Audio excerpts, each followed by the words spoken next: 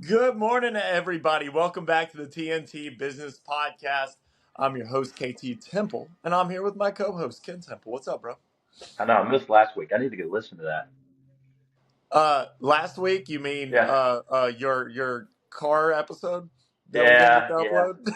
I was trying to do one from the car, and it did not work well. And so then I just got punted from the entire podcast. He So and not only was he in the car, he was in the middle of nowhere in the car, and he was at this guy's house. Our amazing guest, Joseph Klosik, who lives, I think, in the swamp of Charles. I'm not sure where you Dude, live now. I he think it lives in used to be a Charleston, but he swamp, has no but Wi-Fi at his house. It's the most yeah. insane thing. I don't know. I'm not going to make fun of South Carolina. I am going to make fun of Joseph though, who when we said, okay, look, are you ready? Let's go. And Joseph goes, yeah, I'm so glad this is not live. I went, oh wow, okay. Well, we have a I'm lot of glad for the confidence today in audience it's not. Yeah. how this is going to go.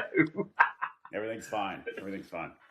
But yes, you guys heard right. We've got Joseph Klosik on our most our most Frequent guest. frequent Thank guest, you. I think.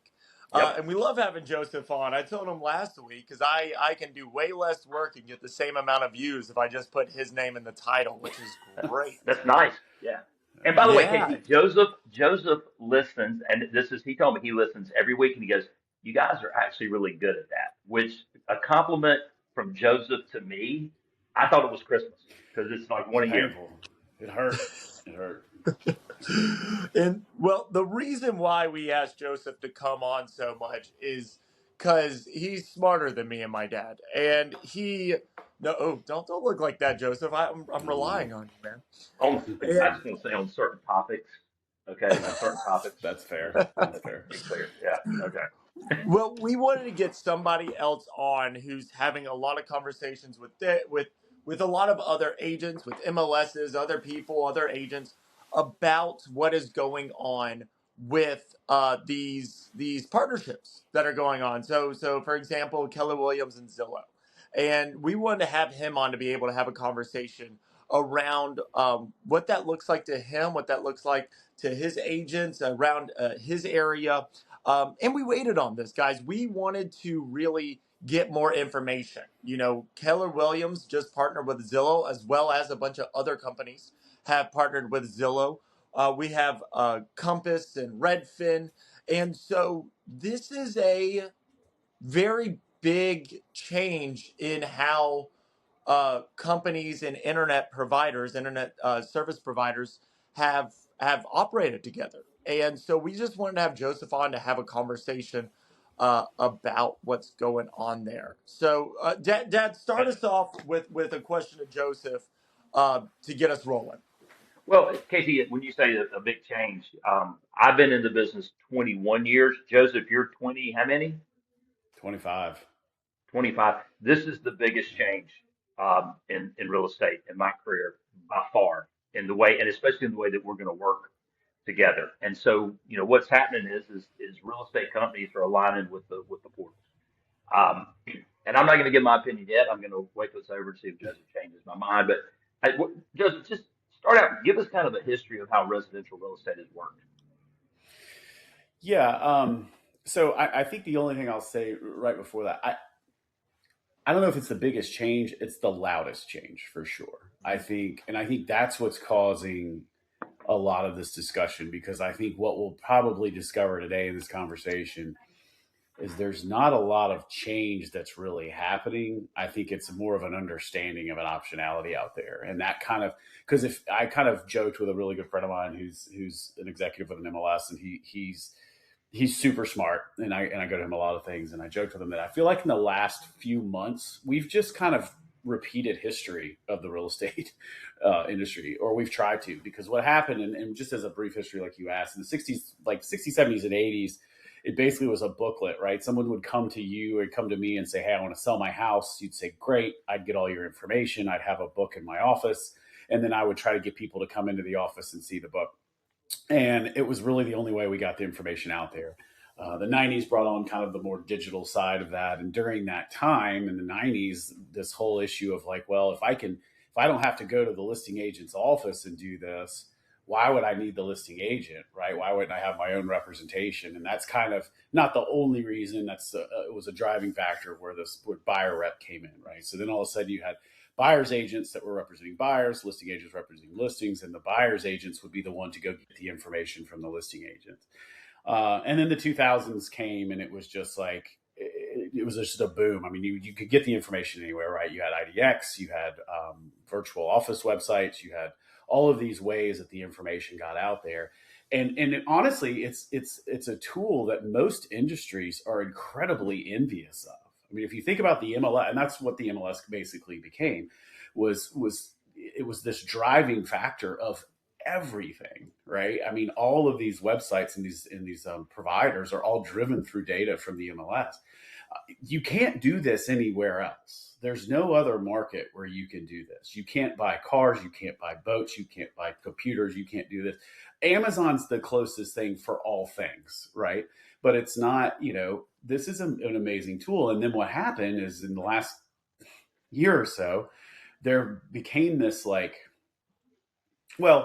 what happened was in the 2020s, you started to see a lot of rules happening with the association and the MLSs. And then there Hey, Joseph, let me stop you for 1 second. Great point that we're the only industry. Us in Canada are the only countries in this industry that can use it as well.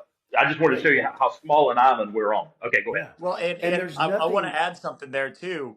I got to go to KWRI just yesterday, and something that was said that really stood out to me is our industry started with a code of ethics. We didn't start with any. We have a much different industry just in how we started and then developed afterwards. No other industry started with a code of ethics and then built around it. That's just us. And I think it's really interesting where we are and why, again, what you said, Joseph, why this is so loud. Yeah. Well, and that's a great point, KT, because it was started like the MLS originally. Well, I can't speak to this specifically, but the MLS now, the largest MLSs, most MLSs, 95%, if not more of MLSs are either owned by an association, or the majority of its members are association members, right? So we are regulated, for lack of a better word, by this trade organization with the code of ethics. And that's what caused some of the heartburn with some of the other companies getting loud about, well, we want the ability to do things differently. And that's where this whole exclusivity and private listing network came in. And I think we're safe to say there's no secret here, like Compass and Robert Refkin were the driver of this. And I'm not here to debate whether or not he's right or wrong.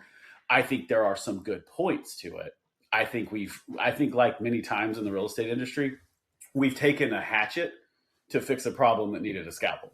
And what happened was the NAR started putting in rules. The big driver of this was clear cooperation. The clear cooperation rule basically said, if you publicly market any listing, you have to go into an MLS. If you are an association member or your MLS is association owned, you have to go into the MLS within 1 business day.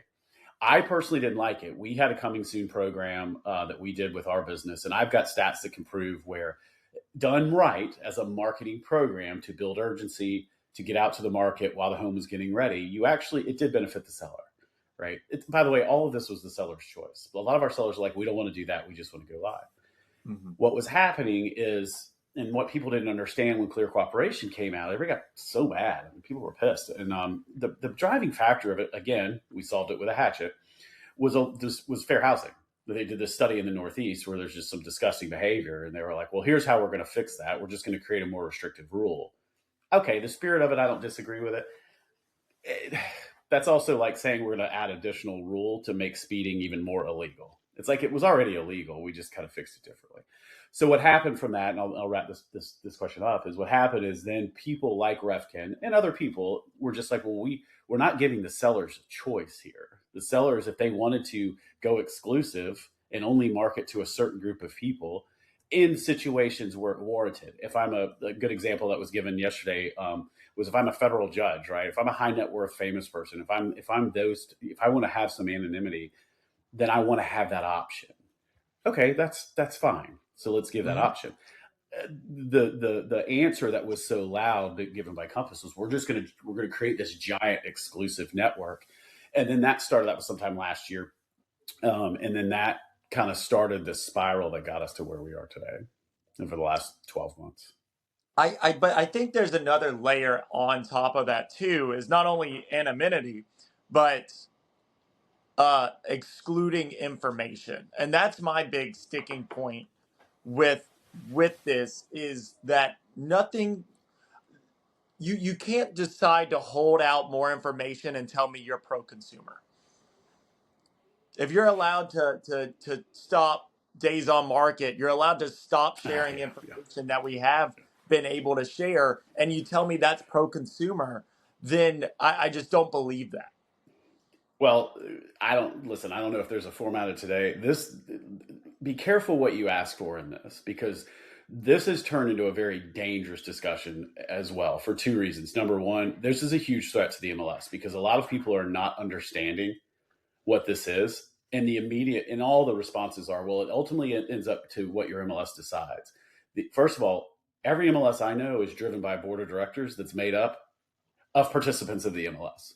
So the MLS deciding are the brokers deciding. So let's stop blaming this entity when it's run by the participants. Number two, they decided that based on rules that were set based on poor behavior. So we've got to make sure we fix this accordingly. But you're spot on. This whole, listen, days on market, I kind of get that if it's a true coming soon. Like if it's not out to market yet, it's not being shown. Okay, great. This whole thing with price drops, testing the market, all of it, the testing the market thing is wild to me. Yeah. Like if you're going out and saying a value for this is to go to make sure the price is correct or people like the home, that's a dangerous value proposition to take away from the real estate agent. Like, what's happening? Like this. I get it. If we made and sold widgets, right? I get that. Let's test the market and do it. You only have one house to sell. It's not like, well, we'll sell this one at this and sell one. No, it's the consumer has one house. You don't need to test the market. Go sell the freaking house. By the way, if you're really the real estate agent expert, shouldn't you know what the price is? Isn't that why they hired you? Is to be able to tell them the value of a house? Yeah, I mean, it is.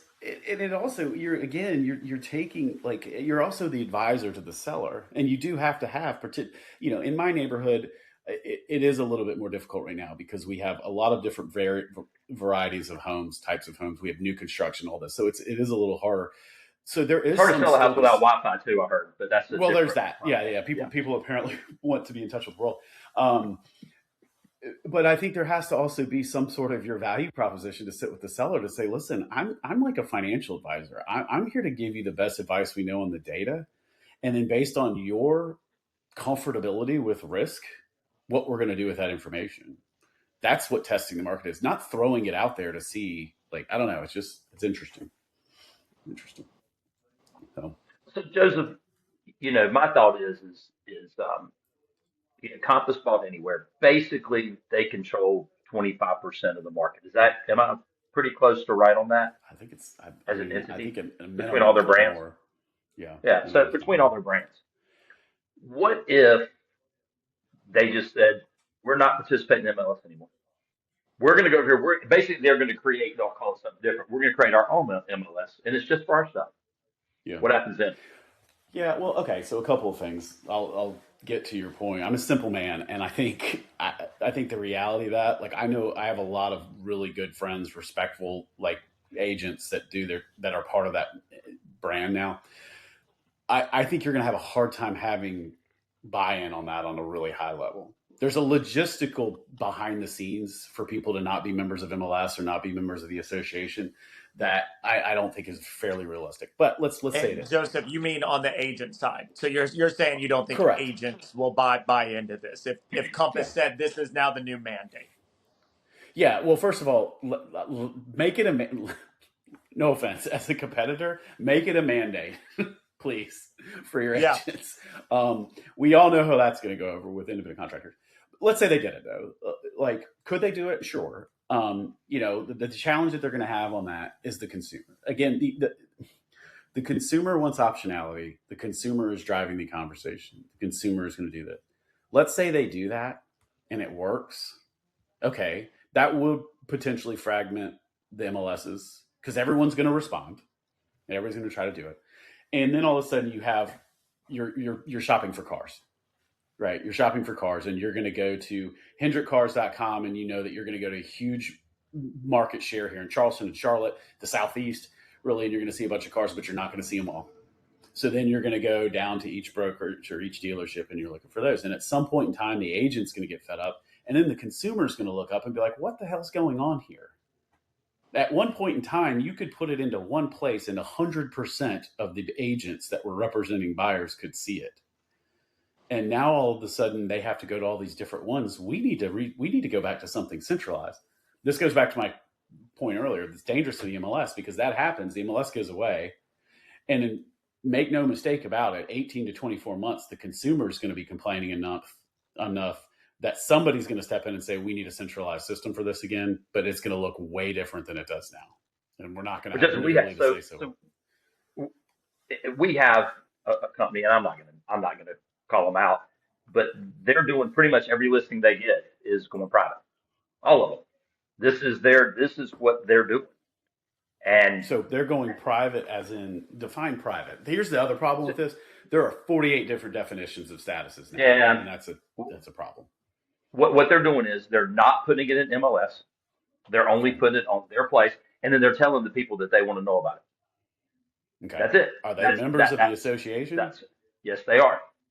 They can't. So that's just the thing that doesn't make sense. Unless it's a broker. This is the part that everyone's missing. In our brokerage, and you're a member of it too, and our MLS, the rule is it is private as long as you only tell one person at a time. The example is a couple of weeks ago, I got a text, hey, I have this private listed just to me. Pam got the identical text 1 minute later.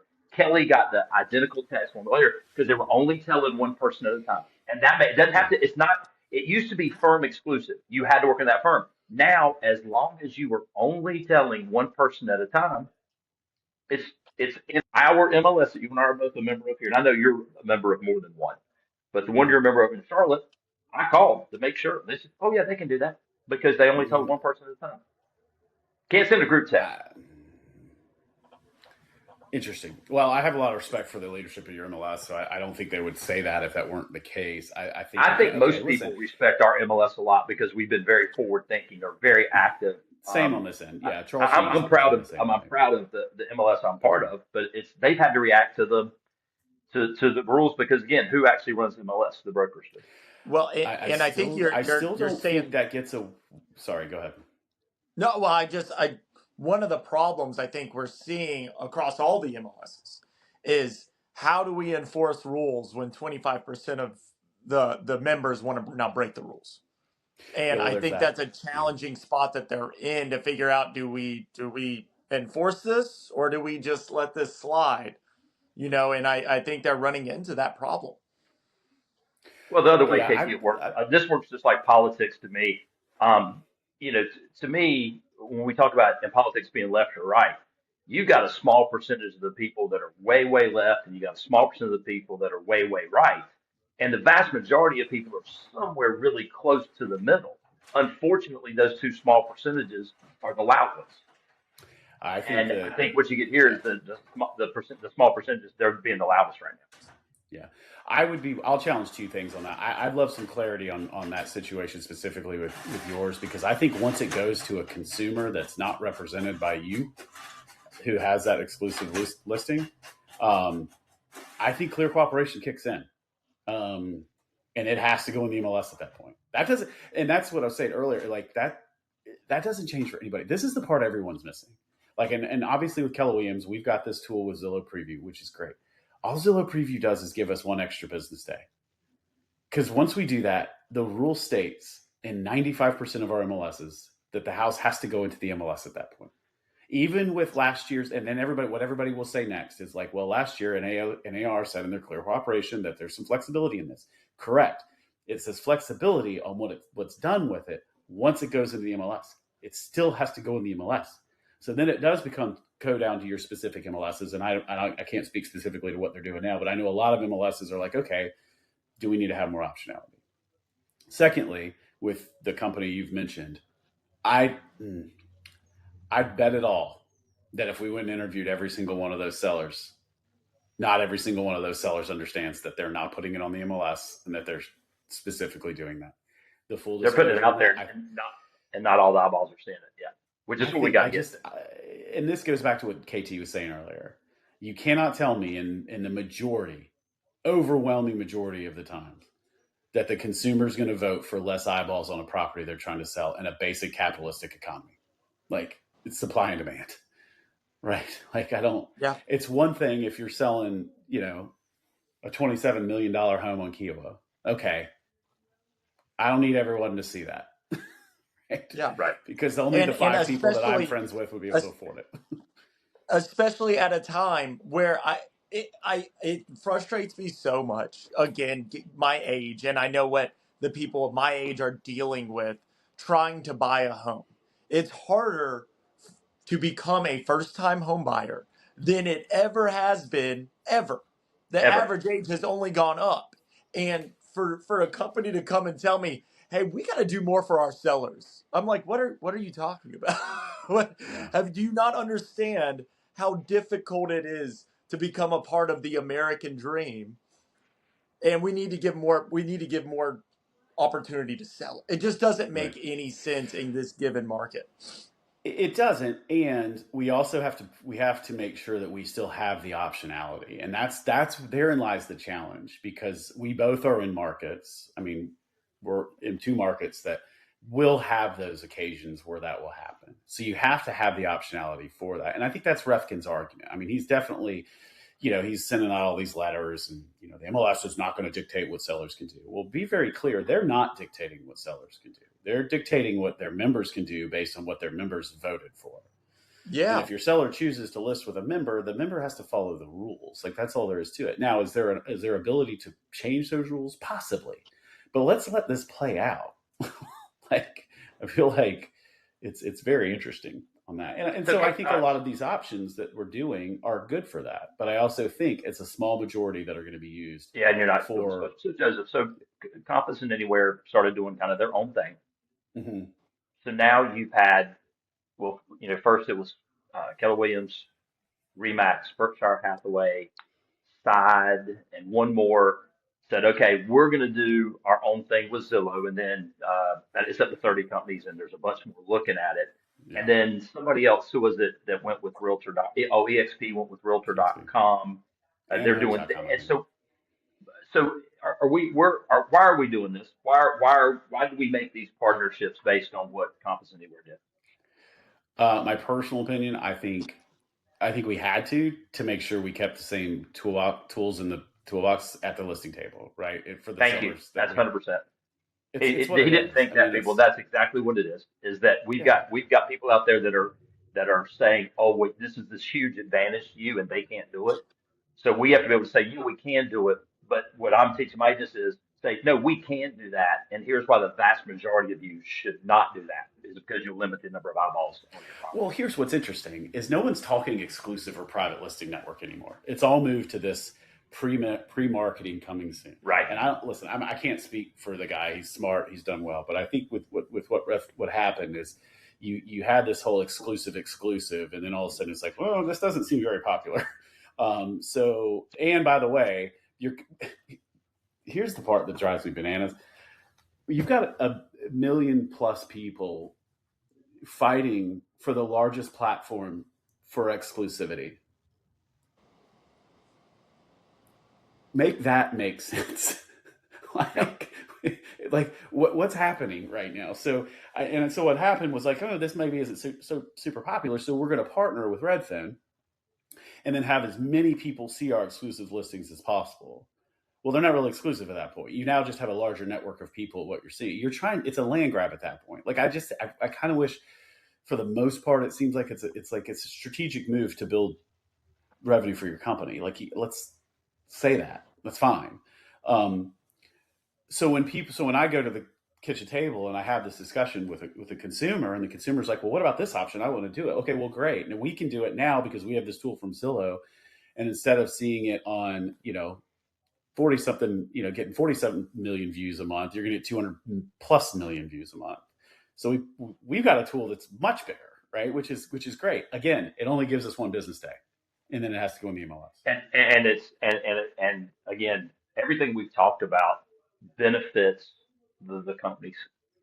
There is, I have yet to find the benefit to the vast majority of consumers. Yeah, which is and I think which is this is why I don't like it. Well, I think this is very similar to the commission discussion. I think at the end of the day, it's optionality. Consumer has to have the option, right? There's no set way to do this, right? There's legal ways to do it, but there's no set ways to do it. So where I agree with you when you use the term vast majority, I do believe I think there's a bigger case that, and again, this is more of a strategic business practice and a marketing practice than anything. I think there's a really strong case done well that a coming soon program that most people will be able to do now, even before Zillow Preview and all these partnerships. Most of us could do it with our MLSs. With a properly executed coming soon program, you will sell houses in fewer days on market at higher list prices sell prices. Like it creates urgency. Again, done well. What people are scared of are the companies that are trying to double side everything, and trying to do those. Maybe I'm naive. I don't think that's as huge of a demand on local levels. And I think the challenge that this does when you start doing these, I heard this point from a friend of mine who's got a large independent here in Charleston. And when you start to make these decisions for everyone on a national level, you really start to get, especially as a franchise, you start making these mandates and large decisions on a national level, you really take away a huge value proposition on a local level.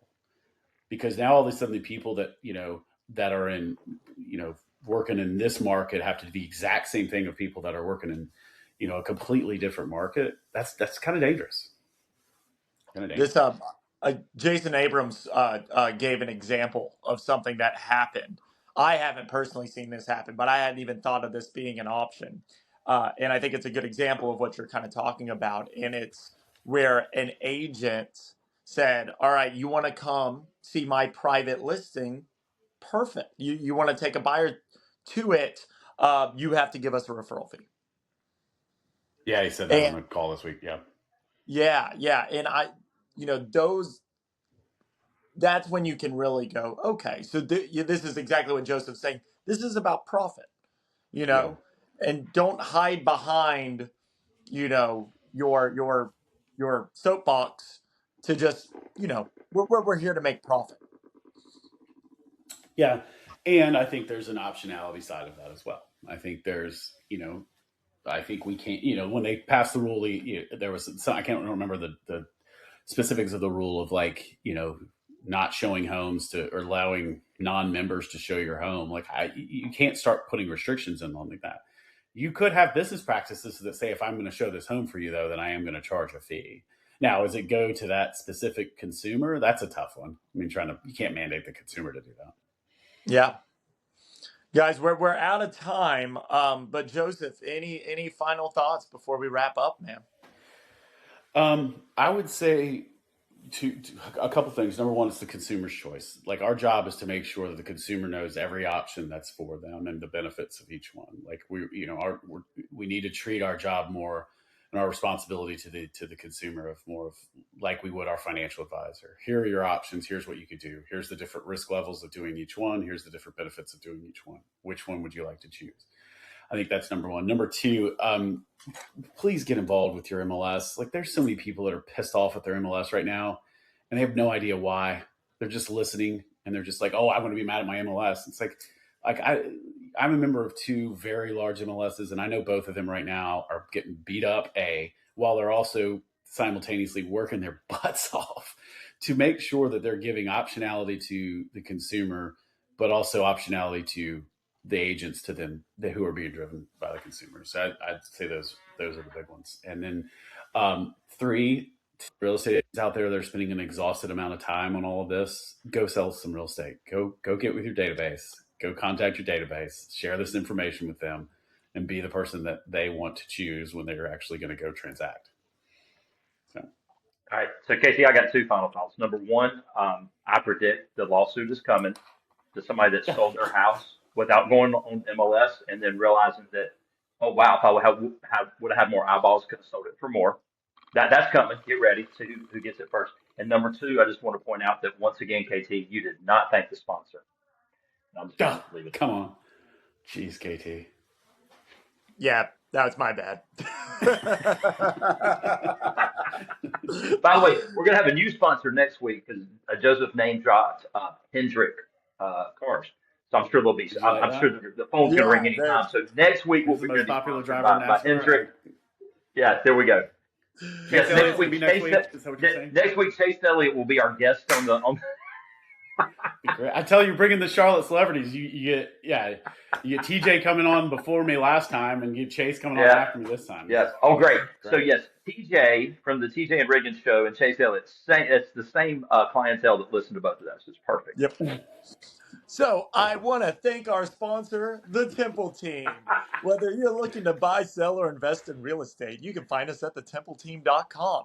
We've got agents all the way from Hickory down to Fort Mill, and we're based in Lake Norman.